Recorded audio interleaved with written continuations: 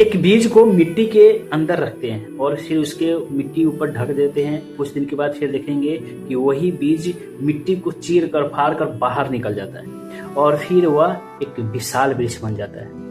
हम लोग भी जब मिट्टी के अंदर दबाया जाता है ना, तो फिर हम लोग डर जाते हैं और उसी में सड़ने लगते हैं। लेकिन यही गलत है, क्योंकि हमारा सोच वही हो जाता है कि हमें तो दबाया गया है। मिट्टी मिट्टी मतलब दुख तकलीफ ये सब जो है हमके ऊपर जब आते हैं ना, तो उसमें हम लोग दब जाते हैं, उसी में रह जाते हैं। लेकिन यह जो दुख तकलीफ जो आया है, यह इस चीज को चीरने फाड़ने के लिए आया है, ताकि हम बाहर निकल सके और फिर विशाल वृक्ष बन सके। अगर बीज को मिट्टी के अंदर नहीं रखेंगे ना, तो वह फिर बाहर नहीं निकलेगा, वह पेड़ नहीं बनेगा, वह उसी में कुछ नहीं कर सकता, वह एक बीज बीज की तरह रहेगा।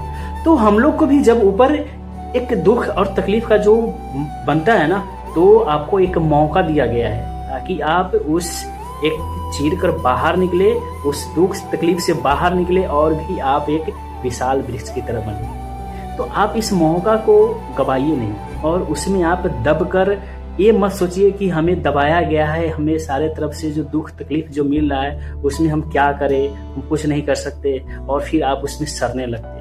नहीं, ये आपकी गलत सोच है। इससे बाहर निकलिए और आप में वो ताकत है, आप में वो शक्ति है, ताकि आप उस बीज से अंकुरित होकर उस मिट्टी को हटाकर, मतलब आप उस दुख को बाहर निकलकर आप एक वृक्ष बने। तो आपको ऐसा मौका मिला है ना, तो उसमें आप दुखी मत होइए। आप भगवान को धन्यवाद दीजिए और बोलिए कि हाँ, मैं आप एक मौका दिए हैं, जरूर हम इससे तोड़कर, इसे चीरकर, इसे फाड़कर बाहर निकलेंगे और एक विशाल वृक्ष बनेंगे।